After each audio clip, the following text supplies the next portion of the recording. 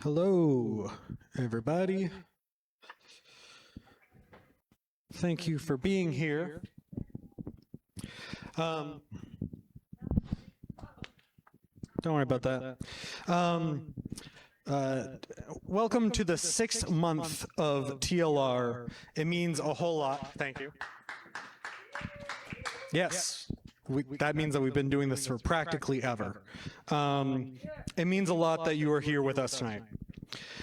Okay, before we begin proper, I wanted to take a few minutes of our time.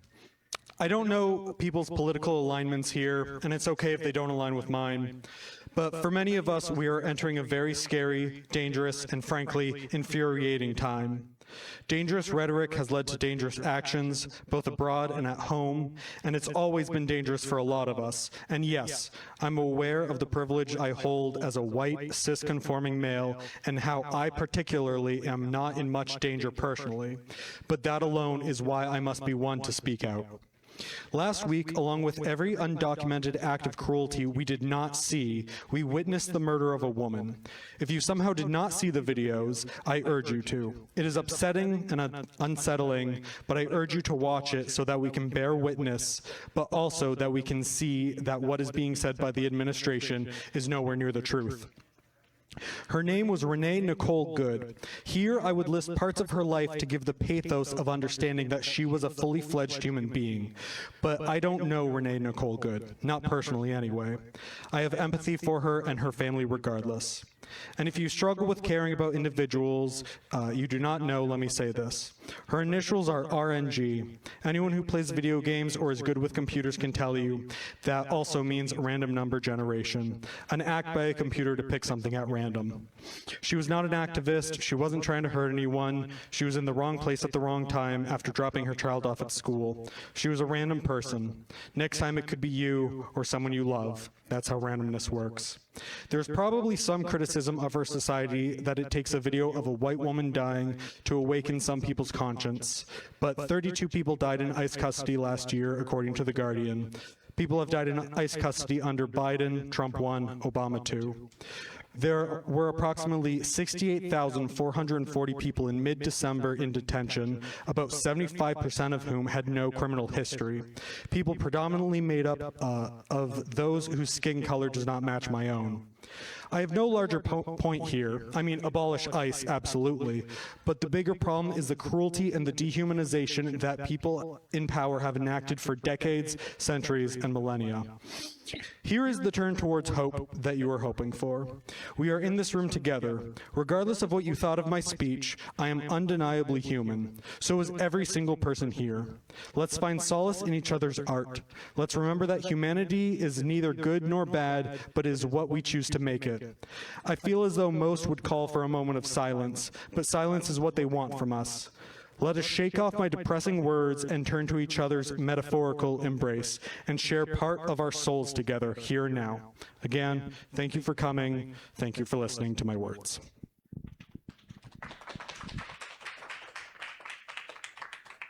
Thank you, Ryan, for saying that.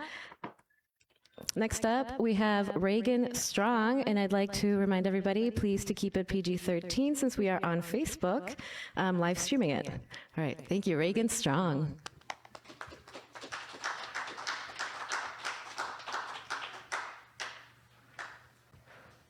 I remember growing up when I guess I heard a story, because my brother was older and he was younger when he said this.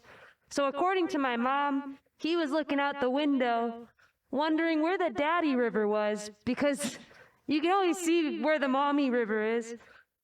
And I learned yesterday that it's not the Daddy River coming, it's the Data Center coming. And it's actually coming to Perrysburg Township. Upon this coming to light, there was concerned citizens coming to my city, Rossford, in the city council. They were concerned. And when they voiced their concerns, the mayor said, I can only be the mayor of one city. And I thought that was a shame. There was 3 others who stood up in support for the concerned citizen who had to do her own well test for her water to make sure that nothing was going to get added to it chemically wise. And when she was told she took too much time explaining something they already understood, I had to speak my own 2 cents. The generally recognized as safe or GRAS law in America means that there can be new chemicals put into food as long as it's generally seen as safe. So if new chemicals can get put into your food without testing, what are they going to put into a plant without testing? What's going to rain on Rossford when it's done getting built is what I asked the mayor. And when I asked him, he looked concerned. And I ask all of you if you're concerned. Out of the 10,000 chemicals that were added to our food supply, only 8 were banned since 1958. Teflon was one of those. Teflon caused so much issues, we can't even begin to understand what life would look like without that single chemical. Out of the 10,000, I ask you, what are we building with, Mr. Mayor? His response echoed in my head, but didn't come out loud when I heard him in the past say, I can only be the mayor of one city. And that's my update today. Thank you for listening. All right, another round of applause for Regan Strong. Next up, we have Karie.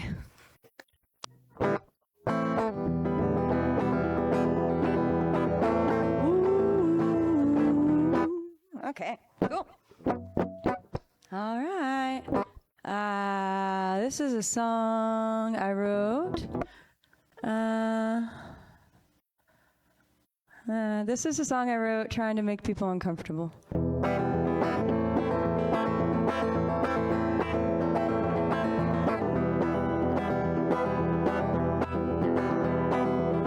all just want comfort and love, baby, your body's warm. We all just want comfort and love, and baby, your body's warm, your body's warm, your body's warm, your body's warm. So many lovers have lied in my bed. I gave away all that I could. Some things are so cheaply made. You could forget your own name, forgot your name, forgot your name. That's not my name. We all just want comfort and love, and baby, your body's warm. We all just want comfort and love, and baby, your body's warm, your body's warm, your body's warm, body's warm.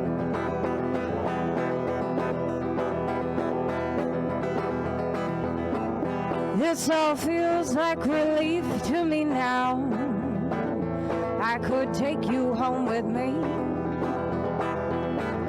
Would you like the cookie from my jar? Would you care for something sweet?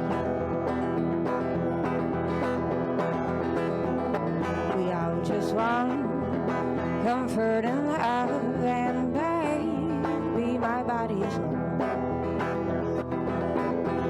Just want comfort and love, and baby, my body is warm, my body is warm, my body is warm, my body is warm. And I lay still inside of you. I can be quiet if you need quiet. Can I lay still inside of you? I can be quiet if you need quiet. We all just want to love ourselves. We all just want, we all just want, we all just want, we all just want, we all just want, we all just want, we all just want, we all just want, we all just want, we all just want. So would you like a cookie from my jar? Would you care for something sweet? Hey. Yeah. Yeah. Specifically, I wanted someone to hear that and be like, ooh, that sounds hot. And then hear it more and be like, that doesn't sound like something I want. That makes me uncomfortable. Yeah. That's specifically what I wanted. So I hope you felt it. Okay. This one is about wildfires. I wrote it. Yeah, it is hot. And it's also applicable. Because it's about living through fire season in Oregon, and it's pretty scary, pretty apocalyptic, and we're in a pretty apocalyptic time right now. So here it is. Smoke screens, a pale blue sky, sunborns bright orange, unnatural light. I feel it in my throat, feel it in my chest. My stomach drops, what's in my head. We all know it's the start of the end, and we keep doing whatever we can. The birds are singing, there are frogs in the pond. It's never quiet with the TV set on. No, it's never quiet with that TV set on.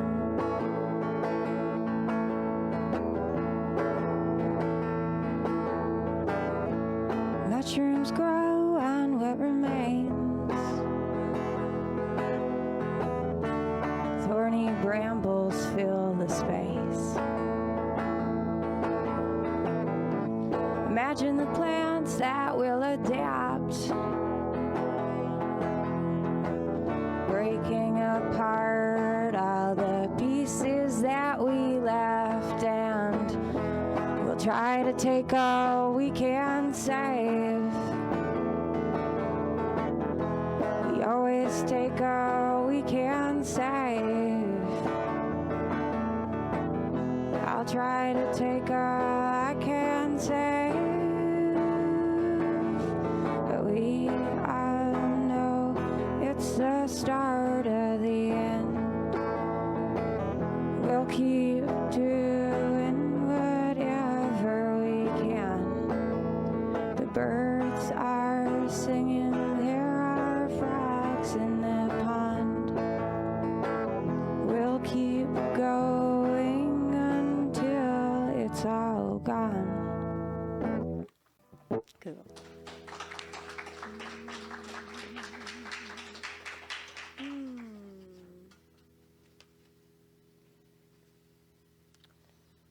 Let's see.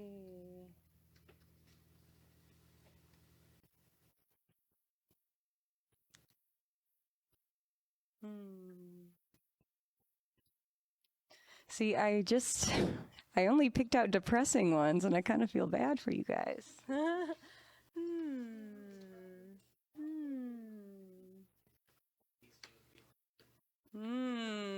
You know. Here's a special one. It's called You Don't Have to Be Afraid. This one is about feeling really, really good when you die.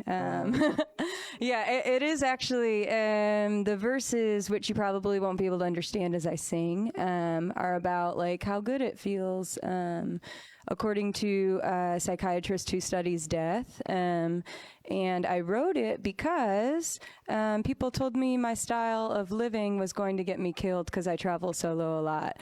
And they kept saying it to me like a threat. And then so I said, you know what? Dying doesn't sound so bad.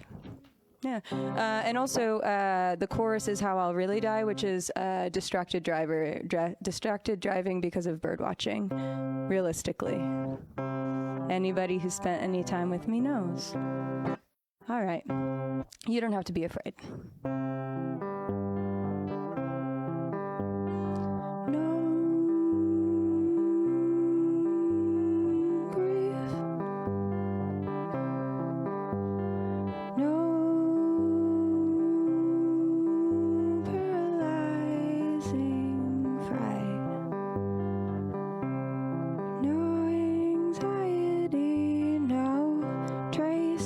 despair. Instead, calm seriousness, profound acceptance, I'll find bliss. I'll find bliss. Someday, when I least expect, I'll be driving, distracted by the silhouette of something soaring circles around the sky, and that's when I'll die, that's when I'll die.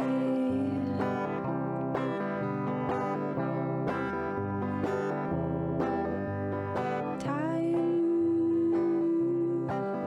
expands, review the past, relive the past. No more changing, absolute rest.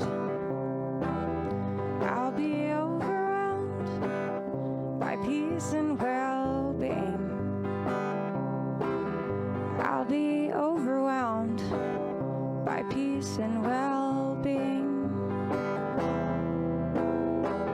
Someday, when I least expect, I'll be driving, distracted by the silhouette of something soaring circles around the sky, and that's when I'll die, that's when I'll die.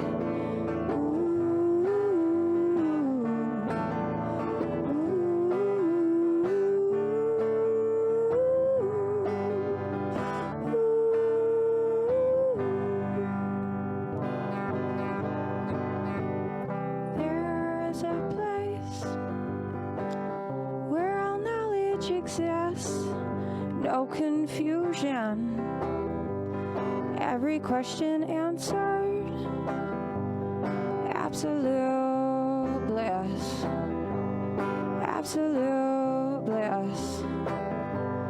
I'll be overwhelmed with peace and well-being. I'll be overwhelmed by peace and well-being. No more changing, absolute rest. No more changing, absolute rest. There you go. Just some lighthearted stuff for a lighthearted night. Another round of applause for Karie. And next up, we have Nick M.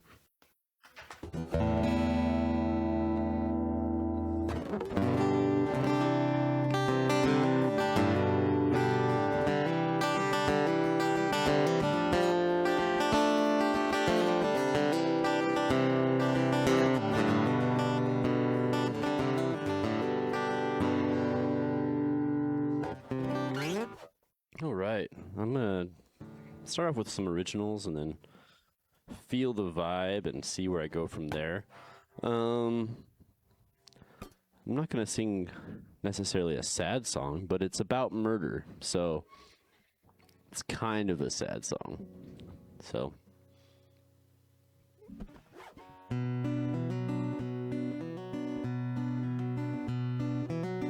I left my lover in the river. I left my lover in the moat. I left my lover drowning, filling up her lungs on Old and Tangy River Road. Well, the river ebbs and it flows, but the road goes where it goes. I left my lover drowning, filling up her lungs on Old and Tangy River Road.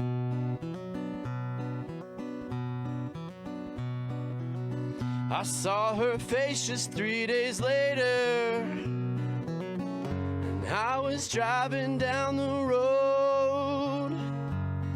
Her hair was matted, tears were rolling down her cheeks on Olin Tangy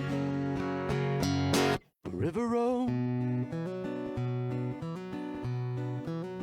Well, the river ebbs, oh, and it flows, but the road goes where it goes. I left my lover drowning, filling up her lungs on Olin Tangy River Road.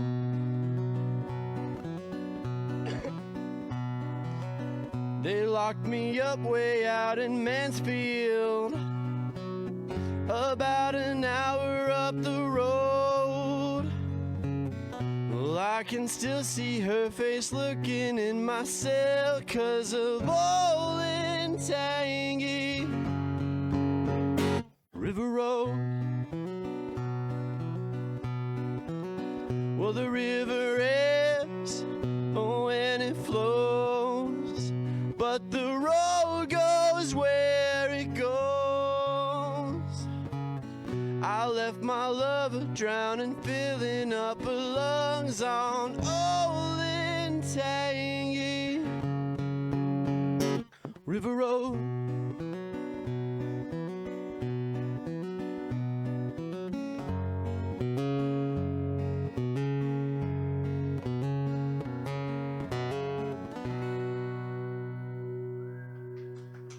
Thank you.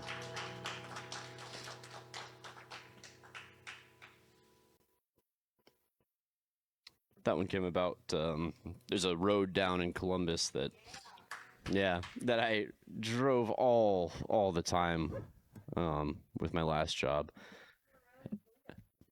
Well, it's Olentangy River Road, not just River Road. There's lots of river roads, but anyway, so I drove Olentangy River Road so much, I was like, I want to kill somebody every time I'm on this road because the traffic is backed up.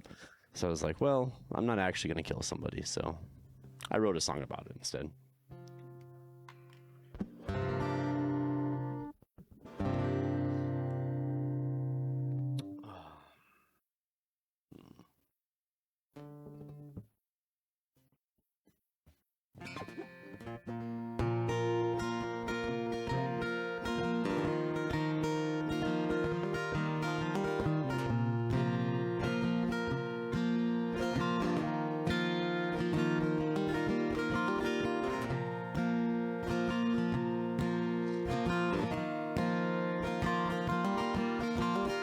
Wake up, skin and bones. Wake up.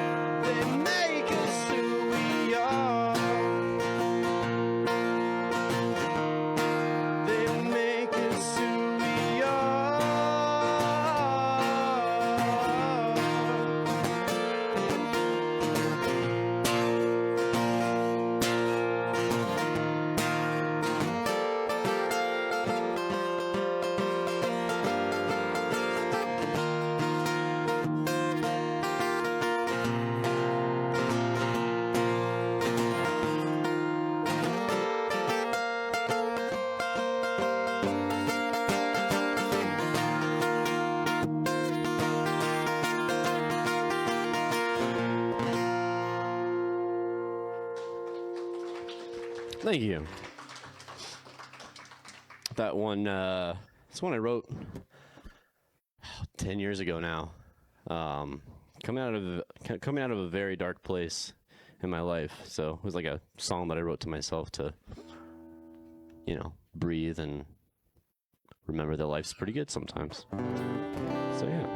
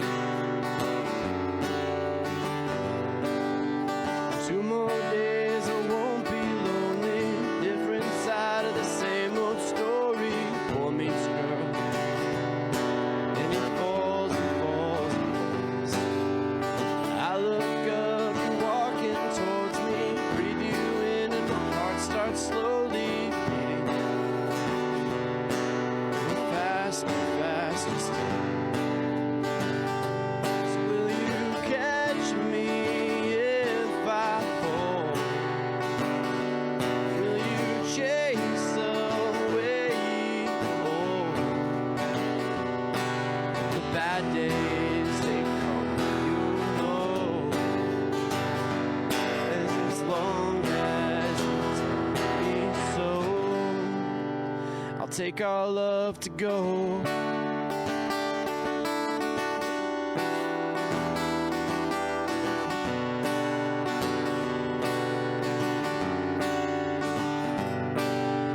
love the way you keep me honest, hold me true to every promise. Build you this, build you that, do the dishes, take out the trash. The truth is that I love to do it every minute since you moved in.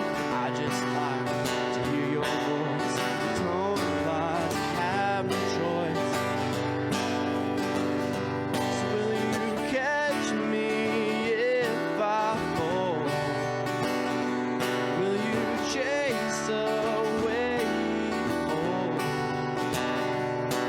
the bad days?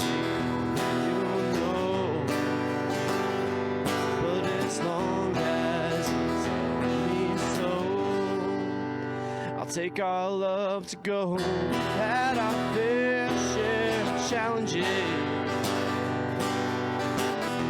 There's no easy way around it, darling. There's no way to tell you.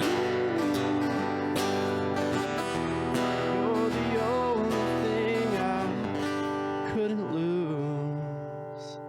You always catch me when I fall, and you chase away all the bad days. They've come, you know,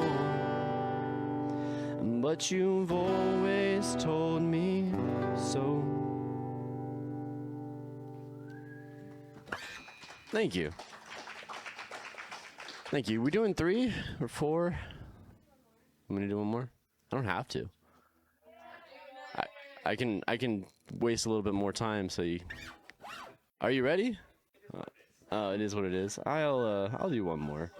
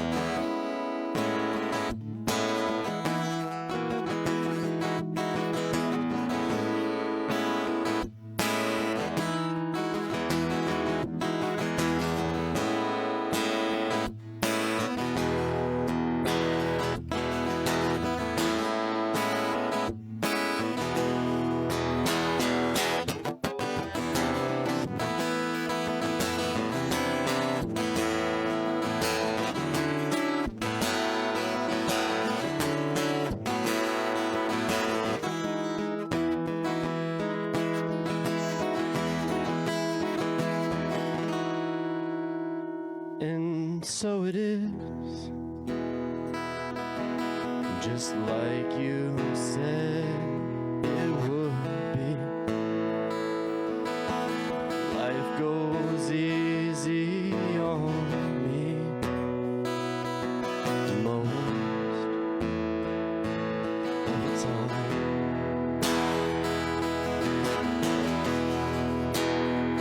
And so it is,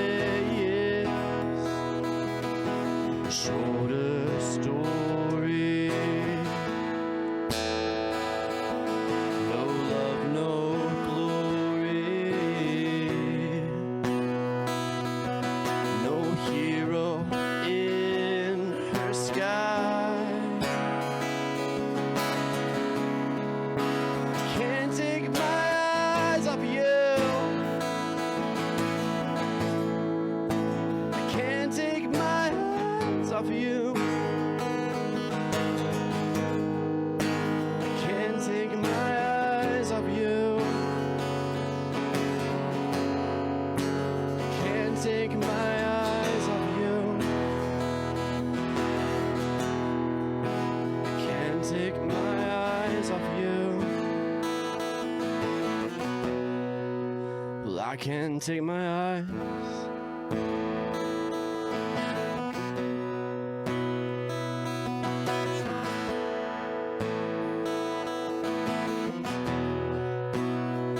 And so it is, just like you said it would be. Both forgive the breeze most of the time.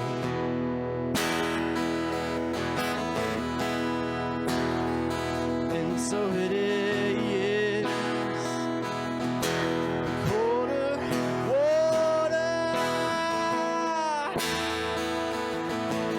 Lower's daughter, the pupil in your eye.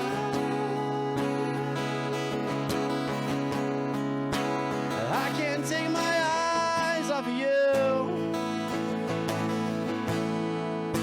I can't take my eyes off you.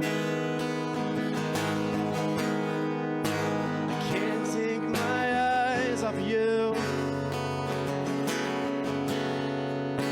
I can't take my eyes off you.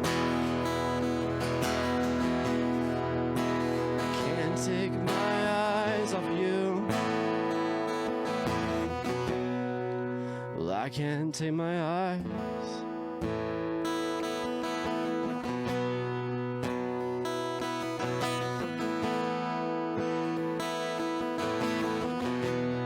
I can't take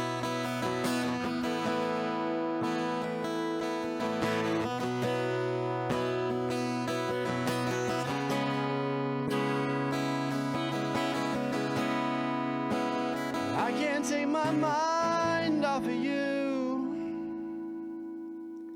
I can't take my mind off of you. I can't take my mind off of you. I can't take my mind off of you. I can't take my mind off of you. Well, I can't take my mind. My mind. My mind. My mind.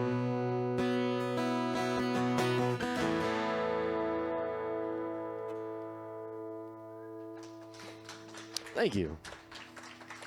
That one is by Damian Rice, and it is actually sad. So, yeah. Next up, we have Peng, and I want to remind you all that we have some walking tacos over there if you are hungry. Hi, everybody.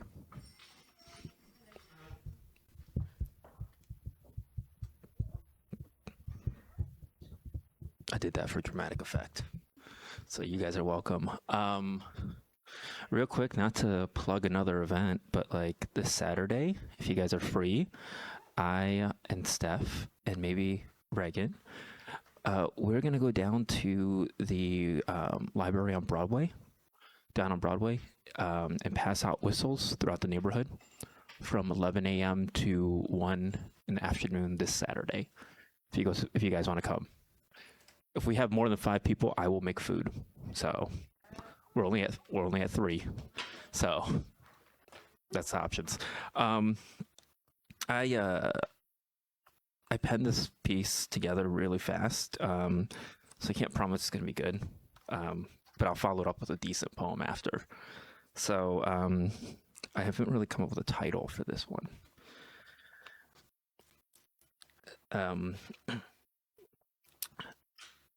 They say history repeats itself.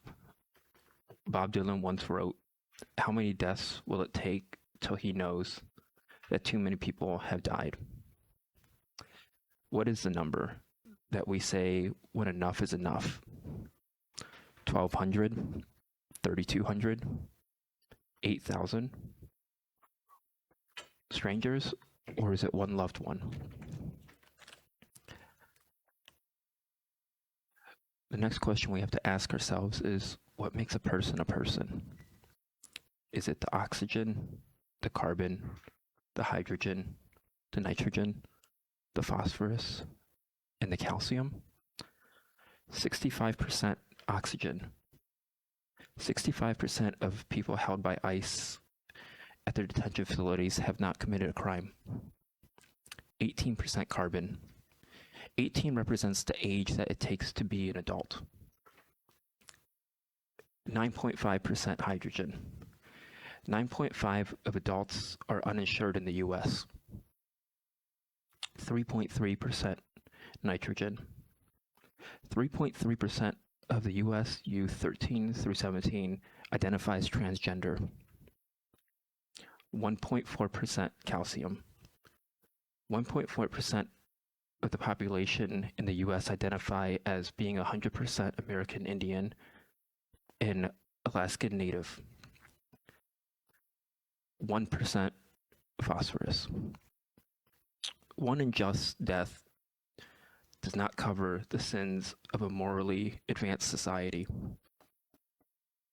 Or is what makes a person the metaphysical, their dreams, the time they share with their loved ones. All I know is that it's easy to bury our heads while families bury their loved ones. That was a poem I just wrote real fast, so can't promise it was good, guys, like I said. This one I did write a while ago. Sorry, wrong page. There it is. Okay. I'm not angry because you left me. I'm angry because you will never be there to see me succeed. You never will be there to watch me score my first goal. You never will be there when I scrape my knee for the first time, or be the one to kiss it better. You'll never be there to be the one that teaches me how to be patient or kind, how to treat others the way that we're supposed to treat them, with love. You'll never know if I graduated college or if I even wrote my first love letter. Surprise, it's yes to both. You'll never know the sound of my voice or what my favorite flower is. One thing you will know is that someone else did the job that you were supposed to. Someone else will see your grandkids take their first steps. Someone else will watch me walk down the stage as I graduate and make something of myself. But sadly, someone else loved me the way I wanted you and needed you to love me. But I'll never be able to love them back the way they deserve. Because what you taught me was I'm unlovable. And for that, I am angry. Thank you. That's all I had. Thanks, guys. And let's give Peng another round of applause. And welcome up Myra. Check. Hello. Well, I don't have a lot of originals, but I feel like that's what I should play because not a lot of people want to hear those. So when you hear a bunch of people playing them, you're like, hey, maybe you should do that. So, in that case, I'm going to pull up my little notes here.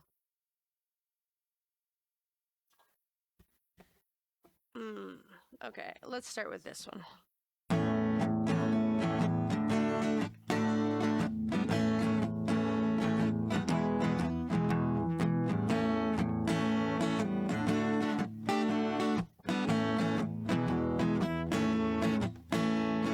Mystery stain, I have a mystery stain.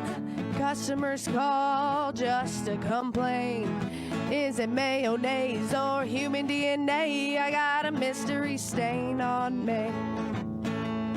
This could be anything, the red's not blood. It's ketchup up, my OxyClean was a dud. This one is conspicuous, but I promise it's from my toothbrush.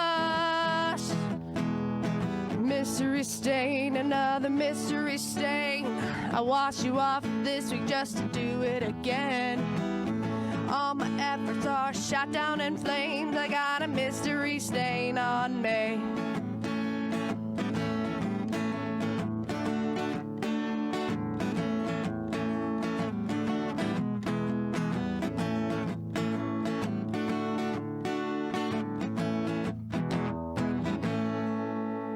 When I clean the kids section, I make sure to always wear protection. Boy, I hope this beer is Reese's, but it sure does smell like feces. So just clean the bathroom, so please do not fluster. For OSHA purposes, we're gonna say this one's mustard. Mystery stain, mystery stain, mystery stain on my black jeans. $5 to lick it, and I'll tell you what it ain't. I got a mystery stain on me.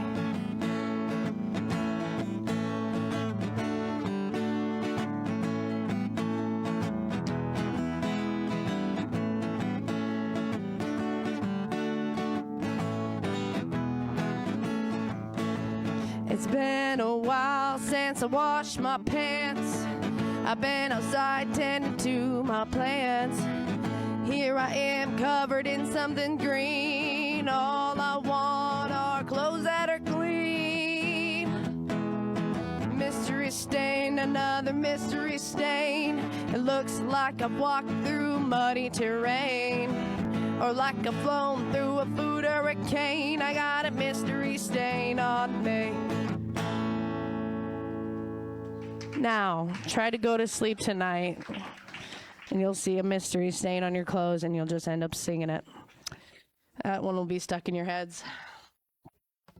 I would like to say that I am a waitress, so if that clears anything up for you guys, don't feel free to never ask me what this stain is on my pants. I appreciate it.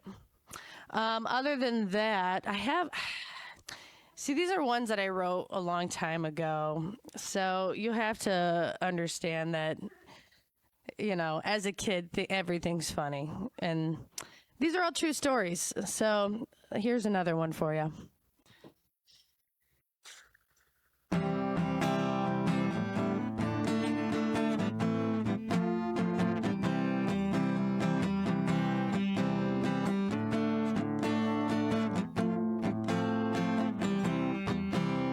One day when I was looking for something to eat, I pulled out the CT Crunch and a mouse jumped down to my feet. I told my dad about the incident and he headed for the store. You'll never believe what he walked in with right through that door. Rat poison, oh rat poison, the only thing that was cheap. Rat poison, oh rat poison, it helped him get some sleep, I guess. We pulled it out of the box and we put it on the floor. And we waited a couple days and then a couple more. Weeks went by and then in the closet something began to stink. We couldn't find that dead mouse, so it smelled like corpse for weeks. Rat poison, oh rat poison, should've just bought a trap. Rat poison, oh rat poison, made it smellier than a jock strap. Rat poison, oh rat poison, gotta get rid of that. Snow was falling and family calling, decorations in a bunch. It was shocking, I grabbed a stocking and I felt a crunch. Rat poison, oh rat poison, made my closet stink. Rat poison, oh rat poison. I messed up the words earlier, so I'm gonna improvise. Rat poison, oh rat poison, gotta get rid of that. There's another one for you.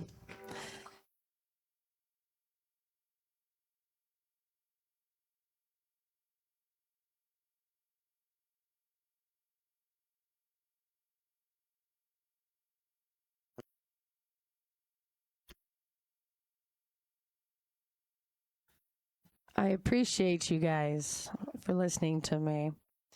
It only gets worse from there. So I feel like this is when you decide it's time to quit. But thank you guys. I appreciate the time. Well, thank you, Myra. Let's give her another round of applause. Next up, we have Ashleigh with some prose. I really enjoyed that, Myra. You're welcome. Hi, all. My name is Ashleigh. You can find me on Instagram at ash.sleigh.allday. This is part of a story that I have been putting together. So it's untitled right now. January 6th, 2022. It's the last time I dyed my hair.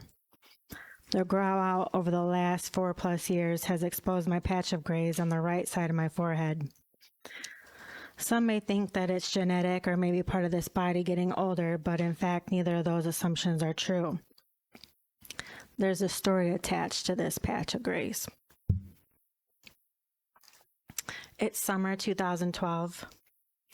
I'm a year out from my previous relationship. I'm with Army Guy and he tells me he needs to talk to me. We're in his room. I'm sitting on the edge of the bed and he joins me. Once seated next to me, I look at him, asking with my eyes if I can get on his lap, and he pulls me in. And once we're comfortable, he says, "I received orders." My face is puzzled. Orders? Yes, he says, orders to deploy to Afghanistan. When? I say. End of January of next year. What do you think? I said, do you want to go? He says, yes, I've always wanted to go. After 2 tours to Iraq, Afghanistan is the next goal. I said, okay, it's settled then. I know it would be selfish to ask him to stay, so I don't. He tells me how he'll be training over the next 6 months and he'll go to Texas in January for more training and then deploy to the Middle East in March of 2013. Internally, I think, so this is how the universe is going to separate us. this is the beginning of the end. I had wondered how it was going to play out. It's kind of crazy how intuition can be. Fast forward to late fall 2012, I can barely keep myself together when he's not around. The impending emotional baggage of my previous relationship is starting to wreak havoc in my brain. There's so many emotions all the time, and even though I'm in therapy, I know it's going to take some more time cleaning out my closet. The alcohol never puts out the fire and only covers the pain while in my system. The pain is often accompanied by anger. For this, I go to the gym or the park, and I can't tell you how many miles I skated or ran for that matter, trying to burn the rage from my body. One particular fall day, my mother calls me and she says that my ex is on the front porch. I go to my parents' house to talk to him. He's fallen behind on the mortgage of the house we once shared. I give him an ultimatum about the property and then drive to the local Myra to hide out. The fear and anxiety around that encounter triggered PTSD. It was crazy. The bad dreams. It's a little cold in here. My fingers. Bad dreams and cold sweats and adrenaline surges all take place in the middle of the night. I do my best to hide it from Army Guy before his deployment. I don't want him to be distracted from his orders and worrying about me. So fast forward to spring 2013. Army Guy's been gone for 4 months, and I notice a few gray hairs start to sprout on the right side of my forehead. And I find it interesting because this is my worry spot where I think and pray for his safety from the time I wake up until the time I go to bed. For the rest of the year, I battle myself. I learn in my own way why we lose 22 veterans a day to suicide. It's an interesting experience being on the ledge of death in the mind and knowing not to jump. It's because of this I can see Army Guy struggle when he comes home from deployment, even though he tries to hide it from me. The first time I see him after Afghanistan, we're standing in my kitchen, and he jumps from my neighbor's door opening across the hall. And I look at him, and he looks at me, embarrassed. And my heart is ready to leap out of my chest as my brave guy doesn't look like himself. I put my arms around him and I hold him the tightest I ever held anyone in my life. And I gently whisper in his ear and say, I think you and I switch places. Thank you.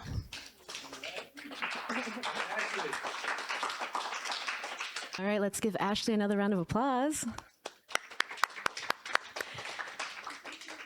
And next up, we have Alfred Frank.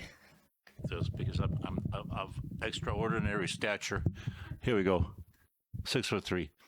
Okay, this poem is a poem that I did at a writer's workshop with my friend Joe Sparks over there, who's my cameraman. We went to a Lil Joe. Yep. Here we go.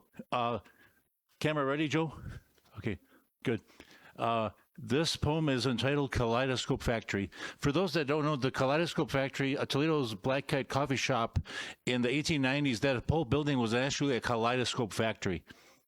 And so I dedicate this to a special friend that I met there many years ago. Here we go. It's called Kaleidoscope Factory. The memory of just 2 days ago when you whispered to me the answer to my lifelong questions. How will Alfred stop the chatter in his constant reverie of meditation? Uncharted colors flash by me as I stare at the transparent canvas that can be a lampshade color if the canvas were to be taken by the opposite corners and glued together to form a sconce or a cone to create a filtered cloud to protect me from the magnitude of the piercing beauty of your lavender green eyes. This memory of my 10-year friendship with you, reignited by the reunion of poetic correspondence and visual arts that blossomed in person that first year of our shared friendship, in person before you moved far away. Now, since the 15th of September, you reacquaint me with your meditation technique of stop the inner chit-chat. When I look at the canvas as a meditation piece, starting with the upper left corner of the springtime painting, the lime green color canvas, as I sing along to the lyrics of the Bangles song, Hazy Shade of Winter, they melt into the green, red, and yellow colors of the two meditation canvases. Today marks the 2 weeks of our beautiful reignition of our lifelong friendship.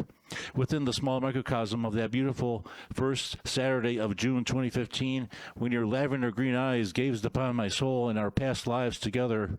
These colors of your eyes becoming more precise and multidimensional with the sufficient energy to trigger that memory into the 1880s, the time warp where we met at Toledo, Ohio's first kaleidoscope factory. I found my way back to your heart. Thank you. All right, thank you. That was Alfred Frank. And next up, we have Lil Joe. Thank you, Laura. That was very good. All right, Toledo Listening Room. It's their 6-month anniversary. Yay. Yay. I'm glad I get to be part of it, everyone. What an honor. And my name, again, my poetry name is Little Joe. You probably want to know, why is that Little Joe? Well, I want to let Little Joe know that he's going to grow up someday and have this really good life. So you ever see a young person who's having trouble, just say, just grow up, everything will be okay. So this has been my 3-year, actually, anniversary of doing poetry. I spent most of my life not speaking. I lost my mom when I was really young, actually lost my entire family. So it's been really interesting reclaiming them. It's taken a while. What I figured out, you either relive the past or resolve the past. So by this poetry, I'm learning how to resolve the past. I can't change it, but I can change the influence and the effects the past has on my mind. I encourage you to try to do that. It's not easy, but you are worth every effort. And this poem is to honor and memory of Renee Good, that just passed away, that was killed in Minnesota by the ice. And it's about her. She had 3 children. So this is about my relationship with my mother. I lost my mother real young. So it's called Eternal Love. It was so wonderful to touch and feel your soft skin. The warmth radiated from your exquisite body into my flesh and bones. You became the 7th wonder of my world, a loving place to explore and adore, a protective barrier from the harshness, easing the boyhood pains that even today in some measure remain. Having you close helped ease the pain. My toughened skin, created by the irrationality of a boy's unfeeling life, human male emotions kept buried deep within. Those societal wounds always softened by the gentle mourning of your silly grin. When we joined together, laughing and playing, I remember our precious moments, seen in our eyes, felt in our bodies, as we danced and sang, your caring, strong presence always within my reach. Everything aligned so right. Within the universe, we both came very, very far. I treasured discovering who we were and still are. Our unique union will never again exist in quite this way. An unbelievable chance to be born from your lovely essence. With every cell of my being, sharing my heart is all I wanted to do. Seeing you, I knew it was the right thing to do. I felt alive and real. No one could actually erase this one kind of a connection. What will be for all of time. My world couldn't exist without you. You were my teacher, school, and playground too. Everything I learned about life was with you. Let's help the world understand a boy needs his mom to grow up to be a man. I dedicate this poem to all mother-son bonds. No matter what anyone thinks, it's inherently true. A first love such as this can be as mysterious as any ocean, as immeasurable as the galaxy's countless suns. A one-of-a-kind relationship, each without end, written in Aboriginal songs, ancient traditions. It's unconditional, sensual, physical, emotional, intellectual, mythical, and best of all, it's eternal. I will always cherish our sacred union. Growing inside you actually made me come alive. You will always be my sky, moon, sun, trees. Your gentleness is my cool summer breeze. I remember the day unavoidably taken away before I was ready. With much pain and sorrow, my emotions got buried deep. I didn't get to grieve until I grew up and understood. By great good luck, I found the solution. Slowly over the years, releasing the deepest held pain inside my troubled brain, I battled to reclaim you. Now you're back in my heart again, where you will always stay. Even this unjust world falls apart, I'll know I had this perfectly good start. Sadly, though, you are no longer. I feel you today even stronger. Never will I forget our life together. My mom, my celestial light, a dazzling love like hers. Holding on to the loving memories I will have forever, as it's written in the stars. I have one more. Is that okay, Laura? All right, everybody. Such a wonderful, attentive audience. I love your attention. And that's part of the healing. When you notice, when you agree to listen to someone, that's how we heal. Do you understand that? I hope you do. What we tend to do is we tend to interrupt people and then talk about ourselves. Please, just say, I'll listen to you. Give that person a chance to show themselves. You never know. You make a difference in the world. You don't have to be anybody other than who you are. This is what I figured out. So thank you. And whatever feelings come up, that's what you're supposed to have. Feelings, everybody. We don't want to shut those down. We were forced to. So this is about me having to do that as a young boy.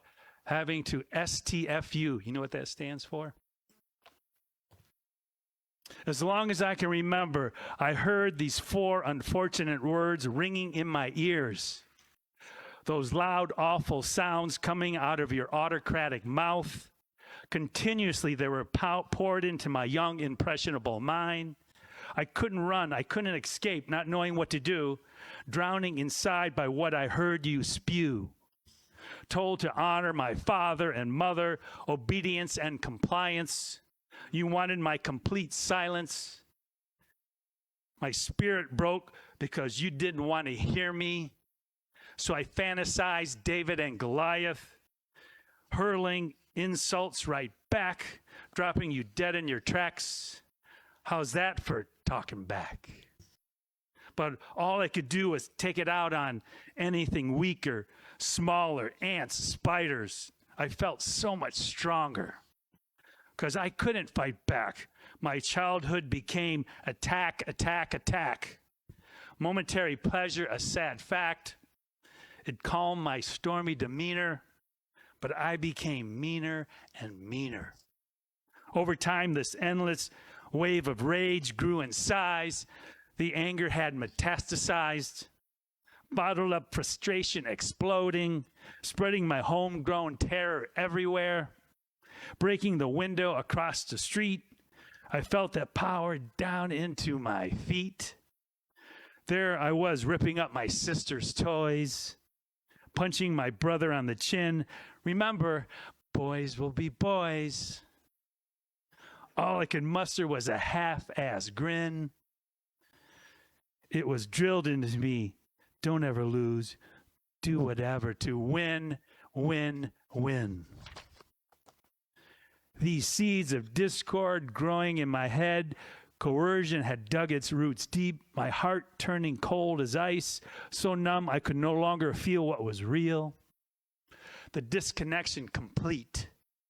Male superiority immunized me, and I spread my virus all over the place, inflicting pain on innocent others at an alarming rate. No choice, no slack in this top-down society. It's the men who rule. Take a back seat. I'll tell you when to speak. Bow down before my feet. Sitting on my throne of lies, wishing others' demise, until truth struck and I opened up the skies. Humans are not spies to despise. A realization of tears began flowing from my eyes, cleansing decades of revenge. Time to get that brutal conditioning out of my head. I could no longer defend how much I had hurt others. the reservoirs of humiliation and shame, scrubbing and scrubbing oceans of guilt from my brain, tortuously washing away, expunging the horrors that remain, renouncing the imposed cultural sin so I could finally address and face what I did and unconsciously hid. The mountain of madness confronting boulder-sized mistakes, my guts were one big ache. There's nothing I could do but shake off the fears, expel the angers, those years of pent-up feelings. My justified anger was not a mistake, but exploitation is not the way to behave. One way to get my life back on track is to defend the young, fragile, weak, with tears flowing down our slapped cheeks, speaking up. We must stand up and be tall. Freedom for us all. Brave minds have the ability to bend. With flexible thinking, we can decide again and again to L-O-V-E. Let our voices emerge. We must now be heard. Now.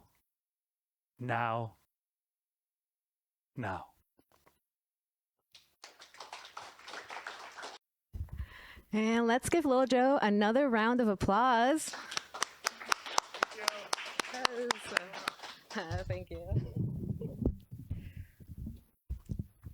And next up, we have Spoken Truth. Mic check 1 2. Mic check 1 2. Hello, I thought that was you over there. Shout out to the host. This is 6 months. This is my first time actually being able to make it since I run a podcast every Tuesday for the last 6 years. So my co-host is feeling a little under the weather, so we said take a day off. I don't get a day off though. But for those of you out there that do not know me, my name is Jody J. Summers, child of the system, better known as Spoken Truth. A whole bunch of stuff in the city. I try and be the best expressive creative artist I can. It's not mattering what's trending or anything like that. So, shameless plug, I have a feature on the 21st at Lucille's inside of Toll House. It's an open mic hosted by Karie. It's the Poetry and Soul. Doors open at 6:30. Performances start at 7. So this is going to be like the middle of that set. I think I'll go do 2 pieces. If you want to look me up, my name is Googleable.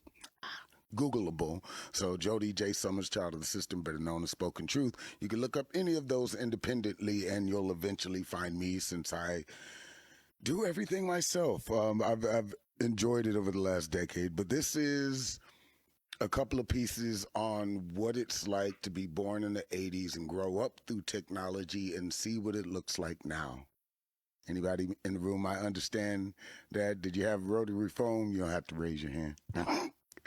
But yeah, so I grew up on it, and I've enjoyed my life in entertainment for the past decade, but it's gotten a little cringy. So I have these 2 pieces called Open Doors and Subscribe, and as soon as I find it, I will be able to read it. This is why I hate not memorizing everything. What are you guys having a good time? Go milk the crowd a little bit. See y'all drawing and painting and everything out there. So we got the walking tacos. And shout out again to the host as I'm, stalling for time out of that. Found it though. All righty. So let's begin. Peace. Open doors. I keep knocking on doors I've already unlocked, trying to prove to people I'm not here to impress you. I just walked out my door, found something to be involved in that benefits people I don't know, which is something most people don't do. Putting on multiple layers of clothes and traveling around with my duffel bag like I'm still homeless. And still people have issues while they're driving their cars, paying their mortgage or rent, taking out another loan to visit their sneaky links or sneak this somebody on social media because they commented on the post that you asked a public question to the masses of internet dwellers and are mad, yes, mad, because I tell people I love you.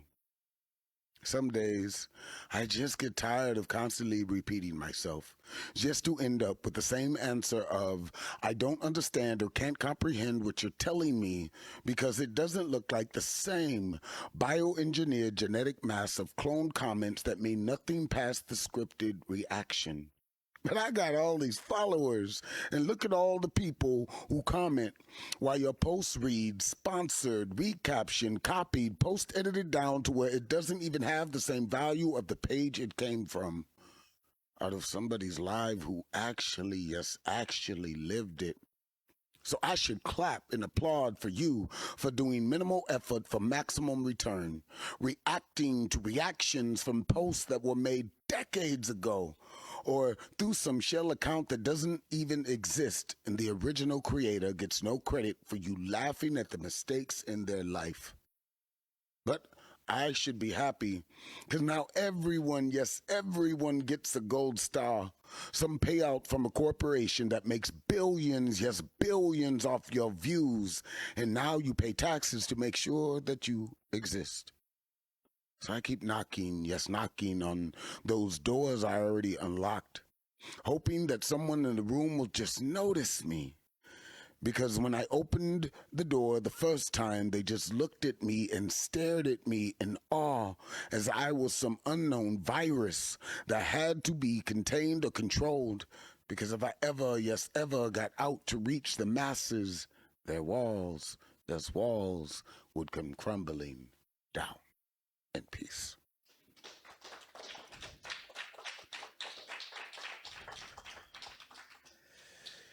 So, yeah, that kind of tells how I feel about everything going on. But this one, I've actually reworked it. A friend of mine named Mac Nova, when I write the ending book to this series, because the hoodie, the hat, that's part of my brand. I took my art, my words, and put them in libraries and in Congress, and you can buy this stuff. You can walk around real quick and see if anybody out in the audience will read it, what the back of my hoodie says.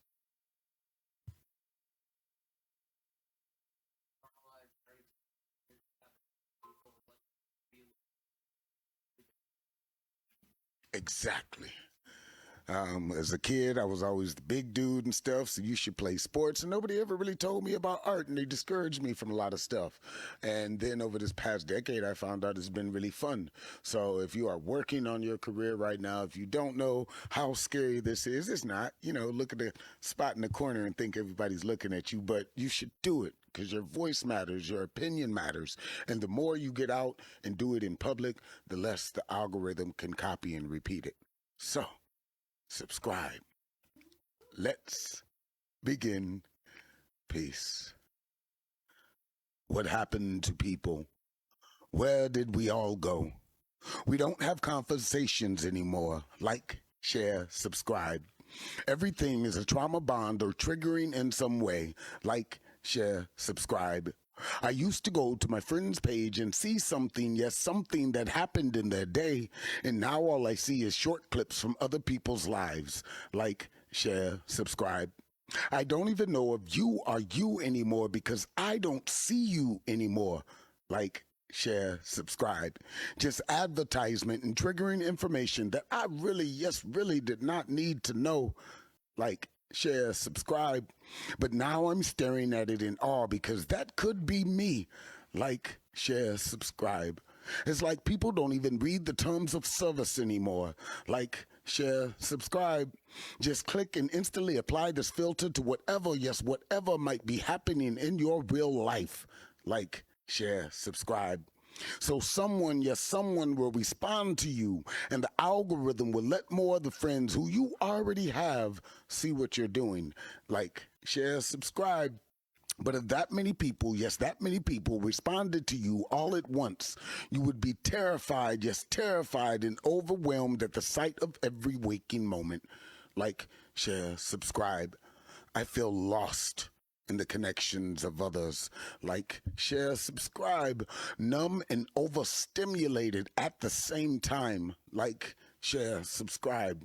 But I just received a notification that my viewership is down, and if I applied this many filters, like share, subscribe, boosted this post, or bought this little blue check, like share, subscribe, that allows me into the exclusive opportunities, and posted this many short clips of people, yes, people abusing all of humanity while my head floats in the corner.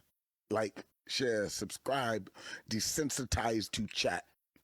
Funny story. When I first started streaming, I thought chat was a Tom, and there was always, yes, always someone encouraging you, until I found out it was just the comments.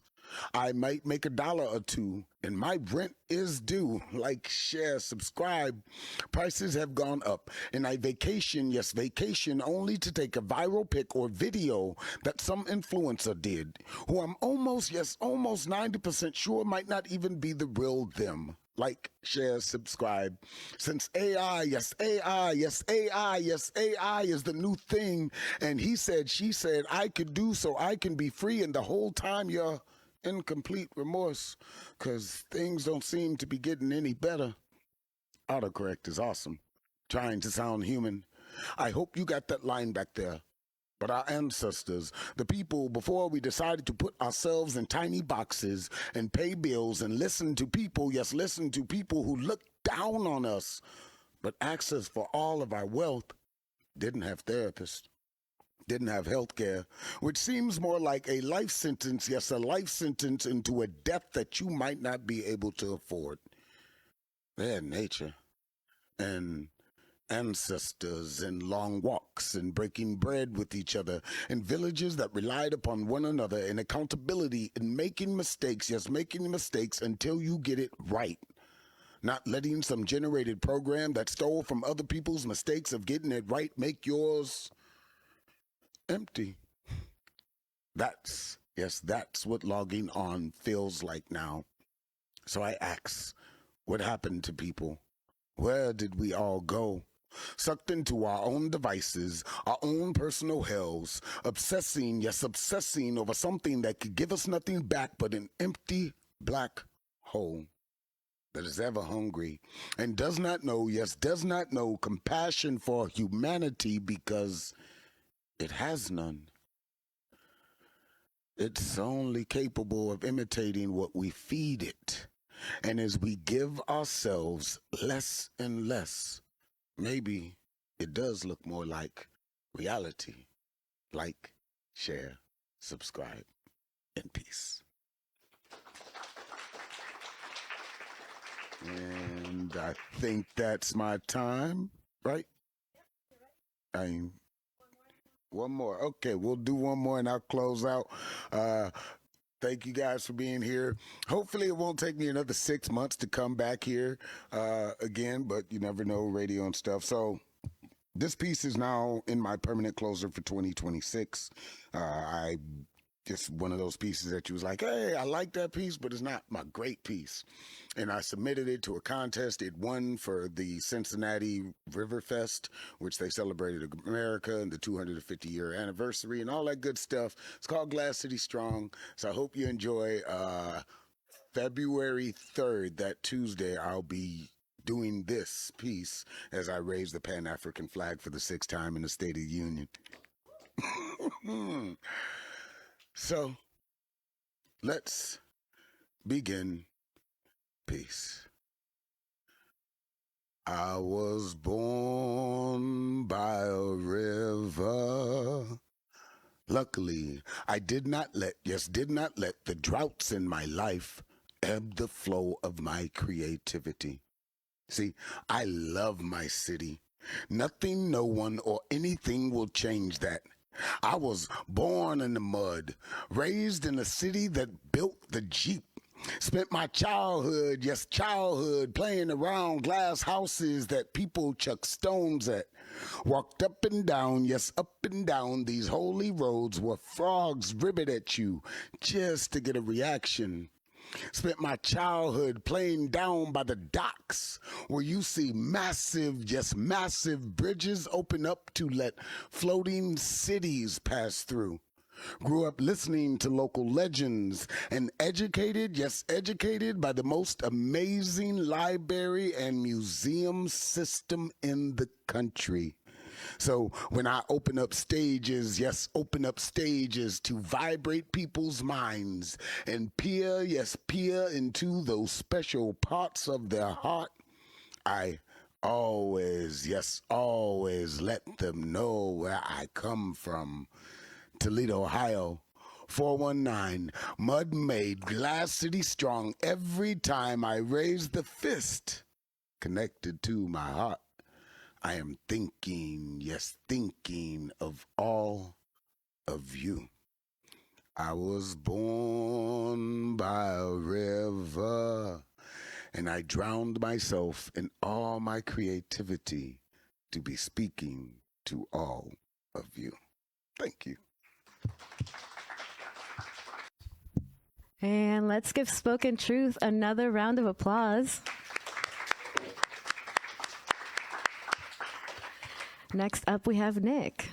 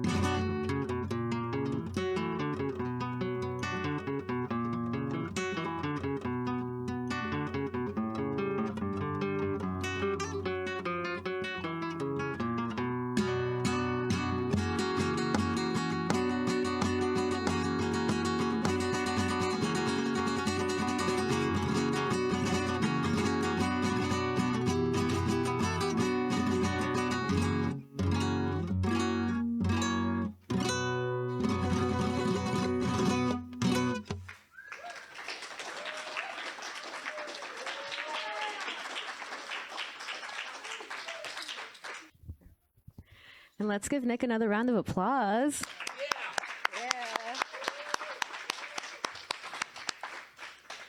All right, now we're going to start circling back to our earlier performers. If anyone wants to go again, Karie. Let's welcome her up. La la. Okay. Here's a happier song. I haven't played it in a long time, so we'll see how it sounds. It's a I Wish You Well song after a breakup.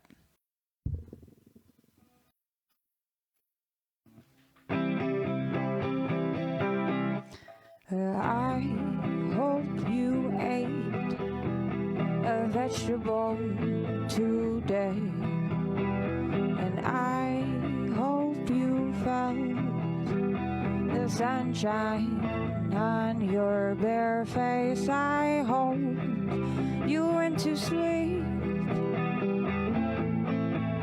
at a reasonable time. I hope you woke up and felt like you could get out of bed today. Brushed your teeth and felt like you could do anything at all.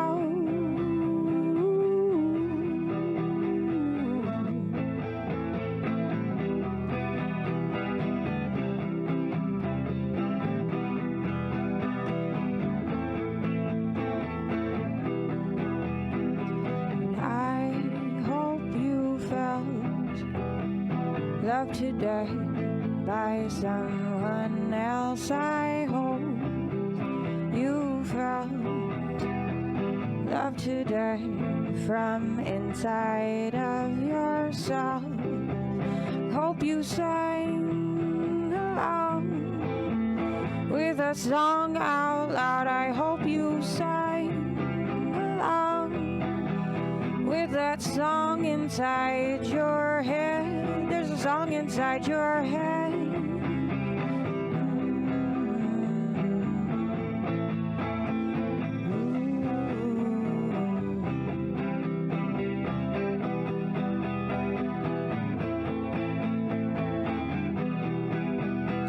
And I hope you felt something today that made you feel so big and so small at the same time, that made you feel alive and glad to be, made you wanna be alive.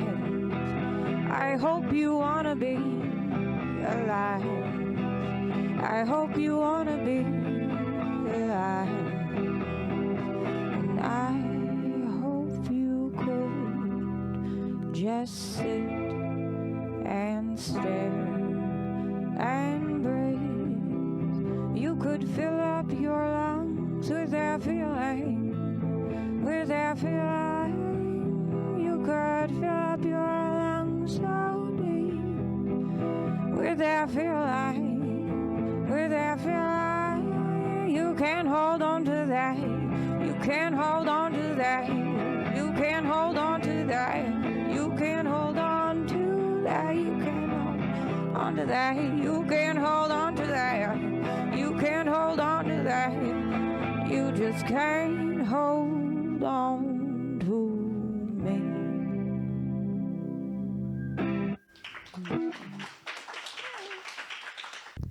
And another round of applause for Karie. Next up, we have Nick M.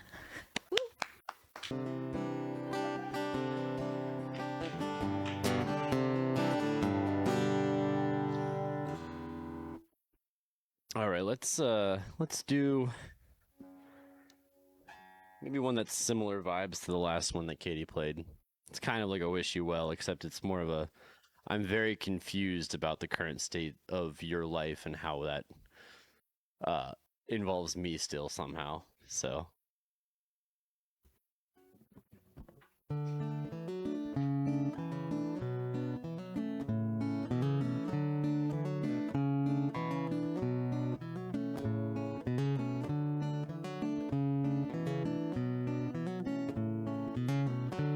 got married yesterday. I checked your Facebook just to see that you're okay, and you're okay.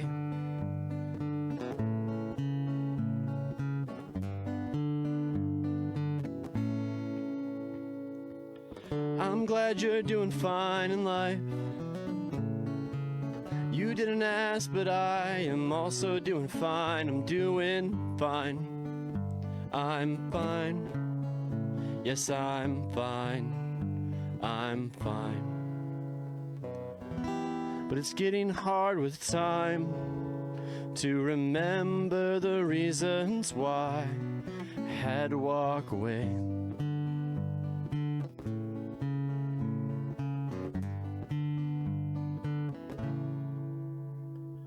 Your water bill's still in my name.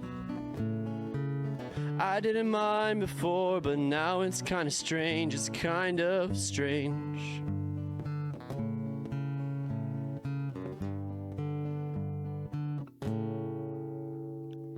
I see our friends from time to time. We laugh and joke like everything is still the same. It's not the same. Not the same. Not the same, not the same.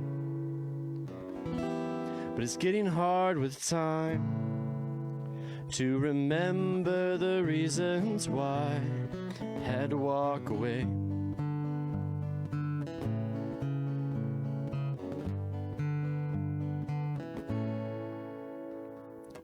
You got married yesterday. Your water bill's still in my name. Cool, thank you. That's true, by the way. I still get letters about her water bill. So you get to a point where like you ask them about it, then you ask them about it, and then finally it's still getting paid, so who cares?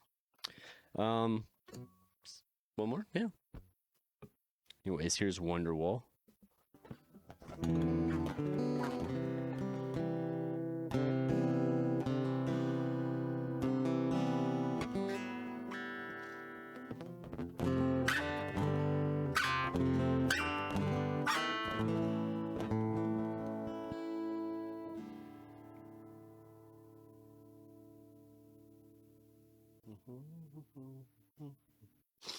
Sorry, I'm trying to think of what to play.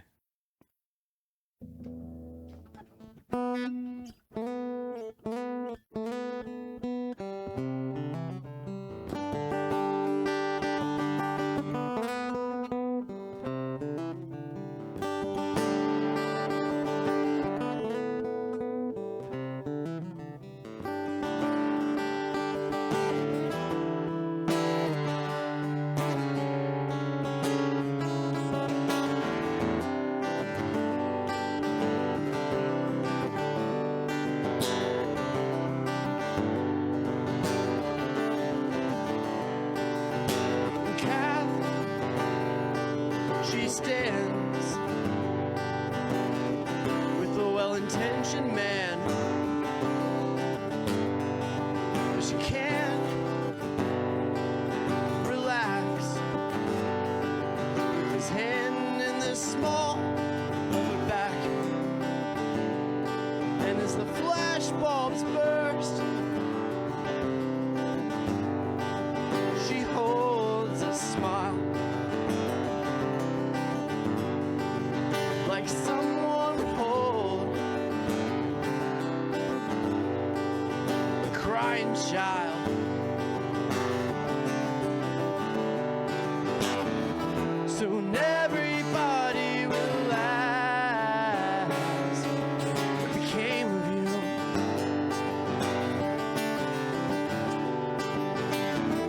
you. Your heart was dying too fast.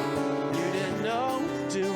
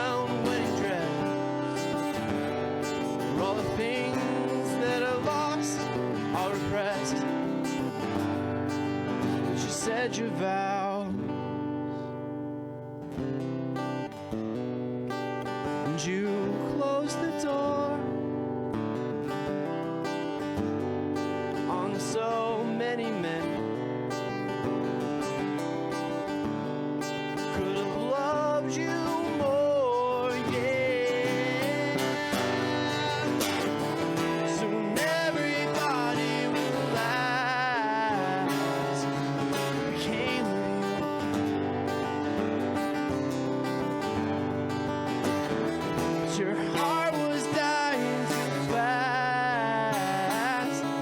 You didn't know what to do.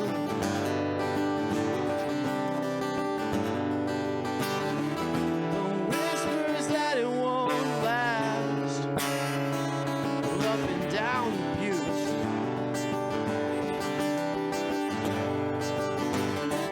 Their hearts were dying that fast. They'd done the same as you.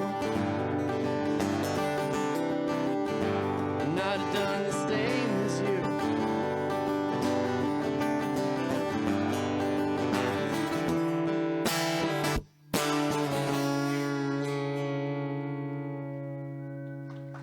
Thank you. Another round of applause for Nick M. And Alfred Frank, would you like to come back up? Absolutely. This one's untitled. Snowfall and snowflakes cover the sidewalks as if God had spilled white flour while making a large pancake from scratch. I take big steps to keep up with an angel riding her scooter. Angel's little brother holds my hand as we try to keep up with scooter wings. Ice patch, dry patch, ice patch, dry patch. We are crossing the mountain. Angels fall on their back to make snow angels. We all open our mouths and eat the falling snow. Little brother runs into a backyard and finds a statue of a frog next to it. A statue with a Chinese letter carved on it. I catch my breath and I observe the house with the green copper roof, even greener sprinkled with God's flower. We climb a few more mountains. We throw snowballs. We scream like pirates. We walk around the block and in essence we travel clear across the world. We are home. Wet mittens and boots scattered, angels run upstairs to gift a branch with buds in hibernation to their sweet mother. I pour water into a vase and place it on the kitchen windowsill. I look outside and I see 4 ravens taking over the bird feeder. Even the squirrel scurries. I look up and I see 4 hawks flying. I look at the sunlight reflected off of our spoons. The reflection looks like a smile on the wall. Ella enchanted in a fairy tale. In the way of the next evening, it is Willy Wonka and the Chocolate Factory. While God decides where to drop the next batch of flour, I decide to ask a sweetheart if she would be my Valentine. All right, thank you, Alfred. Let's give him another round of applause. And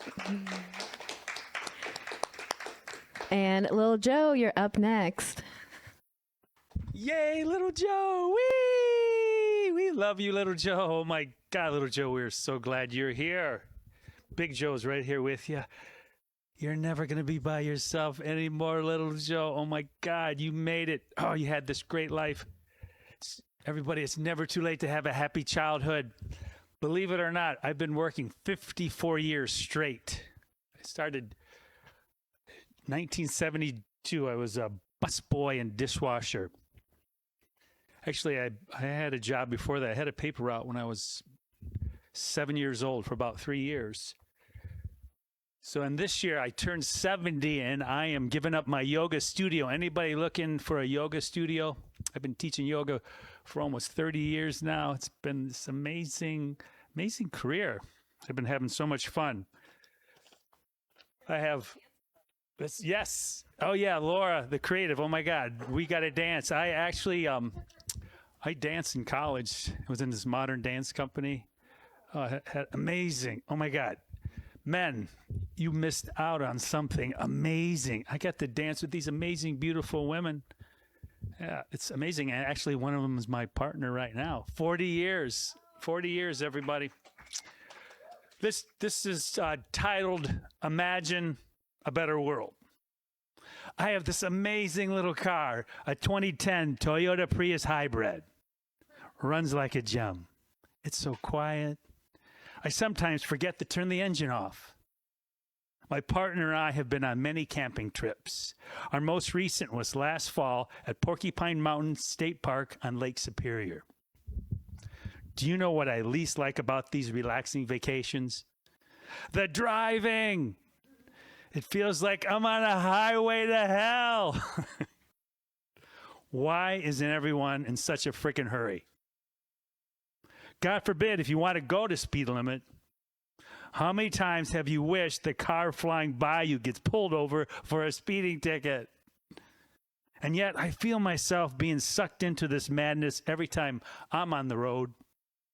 I spent the last 30 years walking to work. It is just a 1-minute commute, doing what I love, a dream come true. So as soon as I get in my car, I feel my stress levels skyrocketing, exploding like one of Elon Musk's failed space rockets. Immediately, I go into defensive mode. Everyone is trying to break the sound barrier. Our road's a mindless oval racetrack, a shockwave of going nowhere fast. Unfortunately, it's too late to go back to the horse and buggy days. Sadly, 100 years from now, our descendants will suffer at our short-sighted, fossil-fueled, driven stupidity. Am I wrong to think our freedom has come at a huge cost to our health and the health of the planet? A few might be thinking, I'm just an old white guy complaining. I am. But I drove a package car for UPS for many years, all over the city all day long. 12-plus hour days from Thanksgiving to Christmas, the annual month of delivering love in a box. Our consumer-driven paradox. I was told to work faster. I was pushed to the edge like a racehorse. I learned I was just expendable because hundreds of guys were standing in line gunning for my job. Sure, the money was great, but the constant stress almost destroyed my life. But my Beamer and Alfa Romeo justified my chronic pain until their newness wore off again. So I might know a thing or two about driving. Is it worth dying over? No. So why do people have to be inches away from my bumper driving 70 miles per hour? I should get one of those bumper stickers that say, if you can read this, back the F off, Jack. You want to get us both killed? We have become victims to our societal excesses. We think it's my way on the highway. This conditioned way of thinking is destroying everything, and it seems we can't stop it. Life is quickly passing us by. We've lost our ability to be human, to feel. No time to stop and notice our connection with each other. Still, we can learn to slow down. Let's take a deep breath together. Everybody, inhale.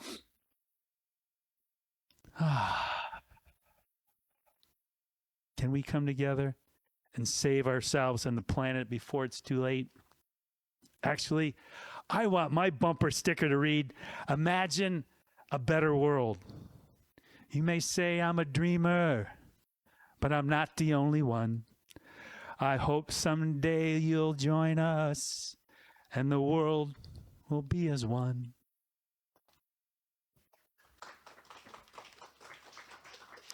Thank you very much. Thank you. That's good. Oh, I can do one more. You want to hear one more? All right. Thank you, Lord. Oh my goodness. This is like, I feel like I'm a feature. Oh my God. I'll never be the same. Thank you. Oh my God. You know, I've done so many open mics. So this is like, wow. My life has changed. Thank you, everyone. Please. This is incredible. This one's titled Mr. Tambourine Man. This is a little short story I wrote. His high school friends called him Skip because he frequently missed most of his morning classes. But Brian Jolly, his real name, was up late every evening. He worked most nights and weekends at Donut Dreamland. Then after work, listened to music from the 60s and 70s on the portable FM radio his grandfather given him, which made him feel closer to Poppy. His donut job was only 6 blocks away from his home in a rundown neighborhood right on the water across from this beautiful park which seemed far away in his mind. It was too painful a reminder of his absentee father, who would occasionally pick him and his siblings up on the weekends and take them to the park. Instead of playing with them at the public park, his dad would hang out with his army buddies. So Brian, with his FM radio in hand, would climb up a tall tree and start singing at the top of his lungs. Hey, Mr. Tambourine Man, play a song for me. In the jingle jangle morning, I'll come following you. An inspirational song written by his idol, Bob Dylan. However, no one's song could make up for the overwhelming feeling of abandonment he had. Since his parents split up, he channeled his upset by doing what he loved the most, singing. He enjoyed the way music made him feel. He fantasized about being a rock star, performing in front of thousands of adoring fans.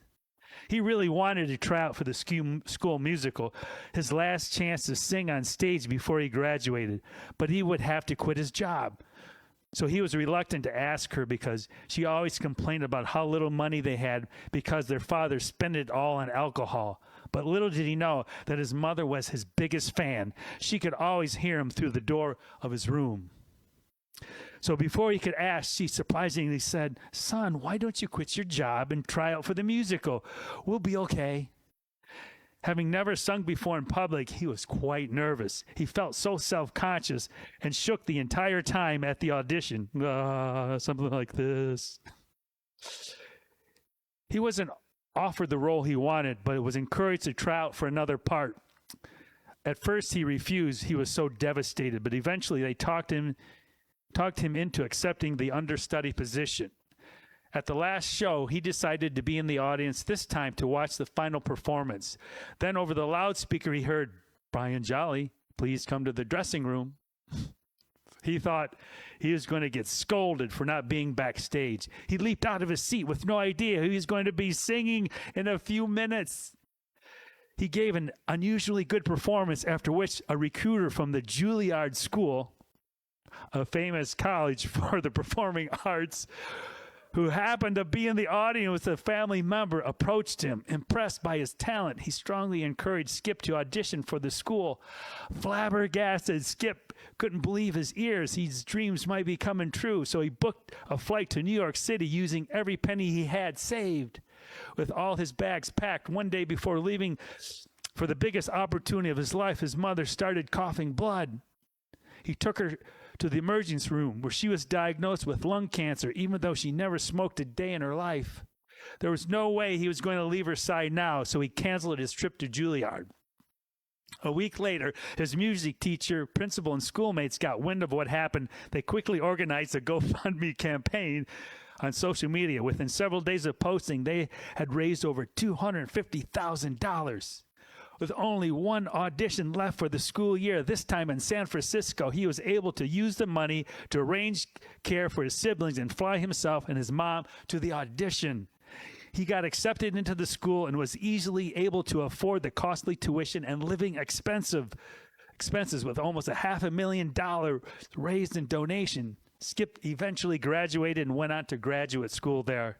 With the money that he had raised, his mother was able to get support for herself and her 3 kids. She eventually received a lung transplant and survived to see her son's dream come true.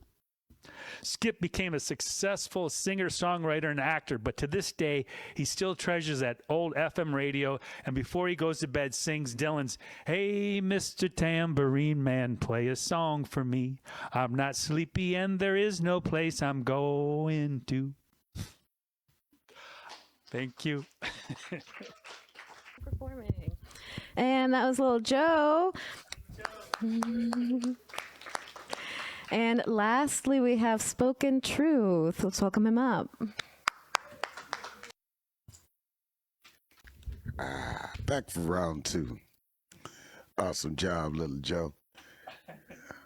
Hell, I remember when I was first starting out and I was doing open mics, and people were trying to give me all types of advice and tell me what I should be doing. I remember one politician, after I was speaking at a UAW, he was like, "We should put a cape on you and call you Super Poet." And I'm like, oh man. But then I've gotten to do everything that you could imagine, from opening arenas to hosting shows, and the progression is, you go to open mics, you learn from people, you meet real artists. Online is great and the phone is nice, but you get those moments of inflection when somebody coughs and you hear that poet adjust in real time that makes it better.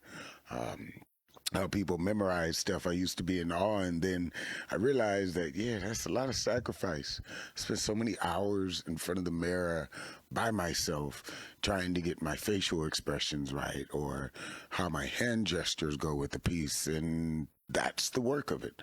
It's the stuff that you can't duplicate when you put somebody in front of a mic, or in front of 1,000 people, or one, or yourself. So this piece is called Rapture. Hopefully it'll relate to some of y'all wherever you might be in your artistic career.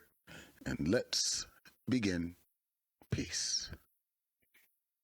Maybe I just don't feel challenged at anything anymore. Not that things are super easy, and yes, stuff can be difficult, but I don't feel like I'm climbing a mountain anymore. I'm not worried about paying bills. I'm not worried about where my next meal is coming from. I'm not worried about transportation or if I'll have a roof over my head tomorrow. I don't worry about failure or if I'm going to be good enough for something or someone, because with all the mistakes, yes, all the mistakes that I've made in my life, they kind of accumulate to blindly being able to figure out things in the moment. I used to get butterflies, and the adrenaline rush of doing something for the first time made me feel so alive. But the routine, yes, the routine of doing it all the time takes some of the magic out of it.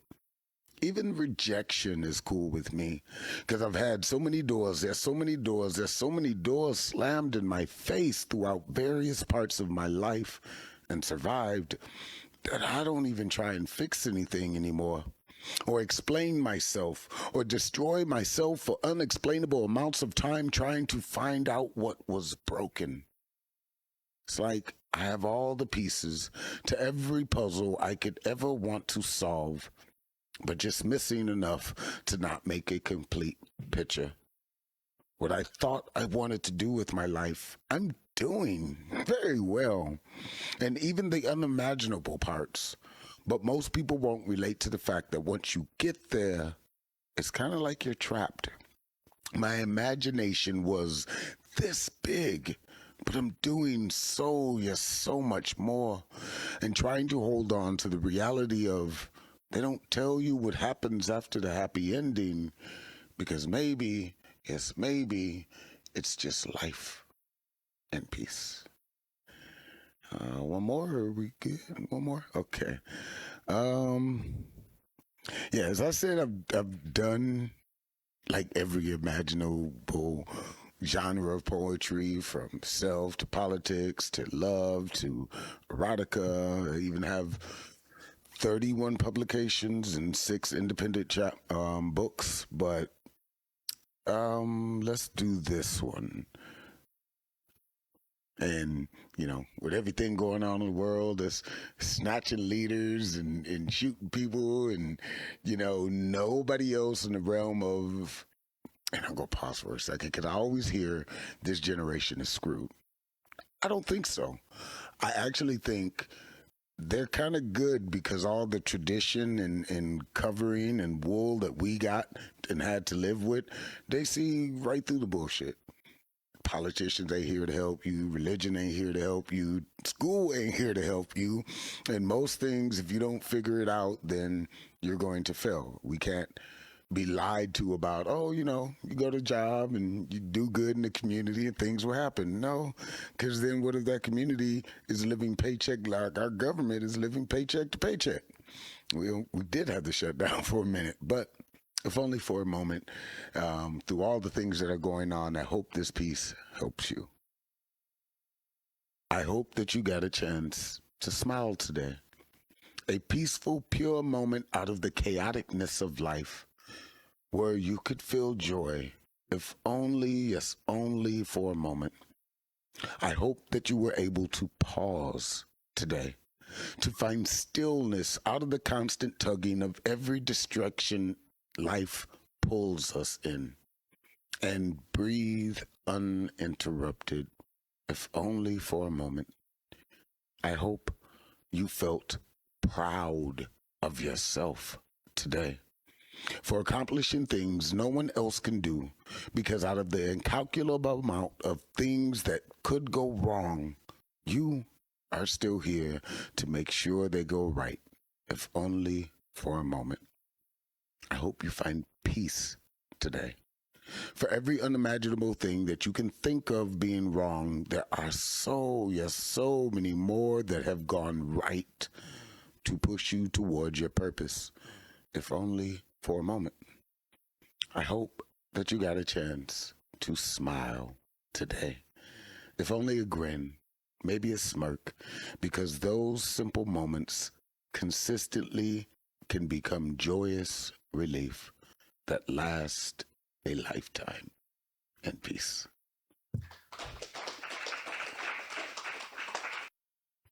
All right. Thank you, Spoken Truth, and thank you to all of you for being here tonight, performing and listening, and celebrating our 6-month anniversary with Toledo Listening Group. Woohoo!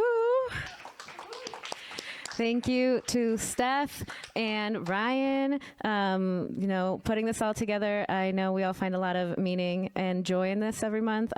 So thank you all for supporting that. We got some food over there if you haven't eaten. There's also some merch if you're interested.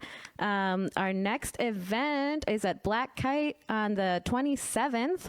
And after that, we'll be here on February 10th. Oh, anything else? All right, that's it. You guys have a great night. Thank you for coming.